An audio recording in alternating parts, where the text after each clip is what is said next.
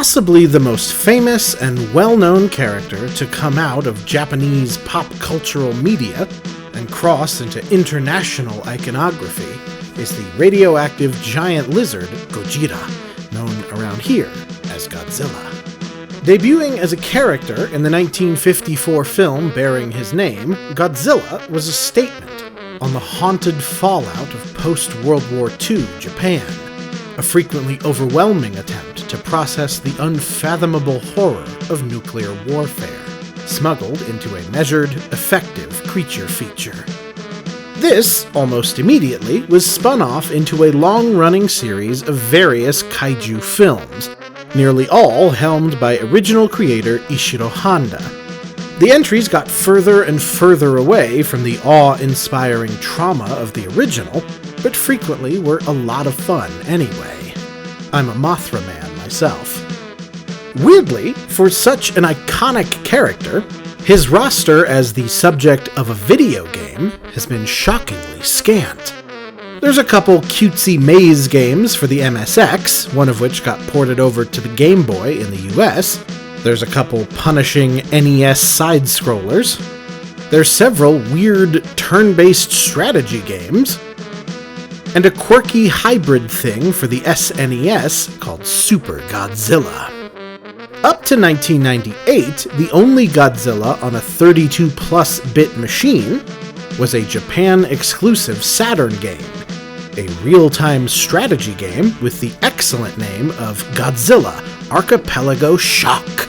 But that game was pretty obscure even in the context of Japan-only Saturn releases, and it's just odd how such a prominent icon had never really gotten a big deal game. This looked to change on November 27th, 1998, when the Sega Dreamcast released to Japanese stores with 4 launch titles. Of the 4, the one that got the most attention and excitement at the 1998 Tokyo Game Show was Godzilla Generations. Created by the hilariously named General Entertainment, Godzilla Generations had a straightforward, seemingly can't-miss premise. You play as Godzilla or Mechagodzilla, and your task is to lay waste to different cities as armies attack from the ground and air. Unfortunately, once reviewers actually got their hands on Godzilla Generations, they got to see how a seemingly can't-miss premise missed badly.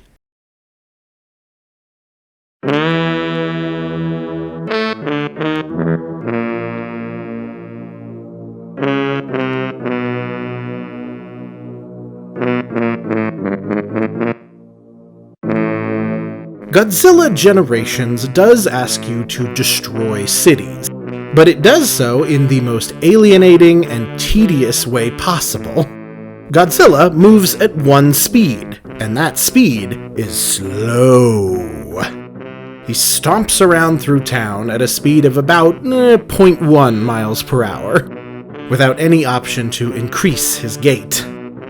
This is exacerbated by the fact that the game controls using Resident Evil-style tank controls, which means that Godzilla, or even Mechagodzilla, handle like you're navigating a barge through the Panama Canal.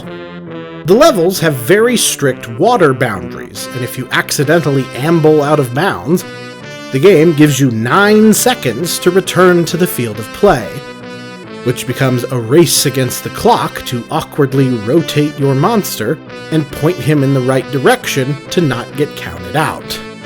This is, in fact, the most dramatic and nerve-wracking thing you do in Godzilla Generations, because the game has absolutely nothing else going on.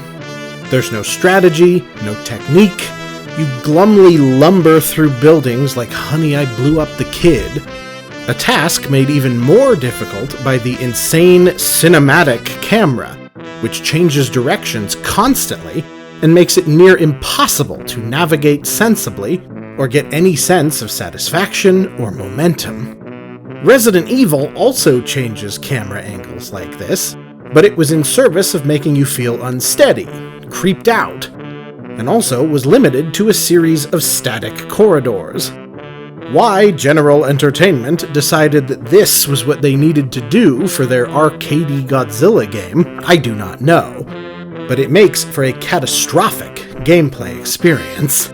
There's a tiny map in the corner of the screen, and it becomes your lifeline to figuring out how to navigate, because the angles are so hyperactive that it's intolerable.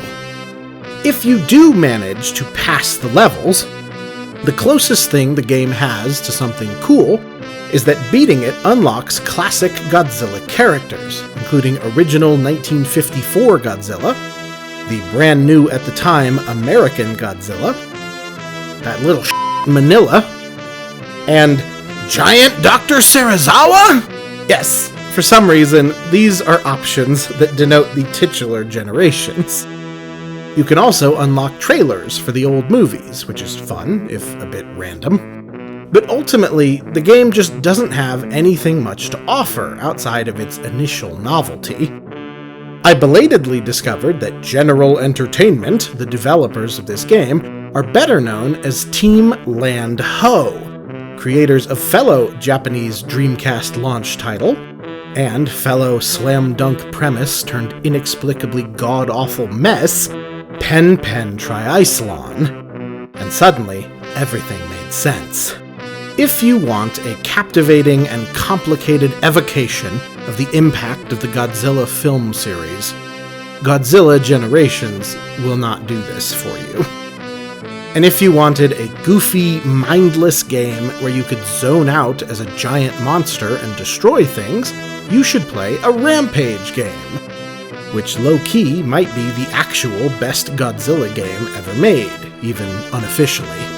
Godzilla Generations is just so full of bizarre decisions that keep the game from actually being any fun. So bad that you can absolutely see why, despite its extremely famous IP, Godzilla Generations never made it stateside.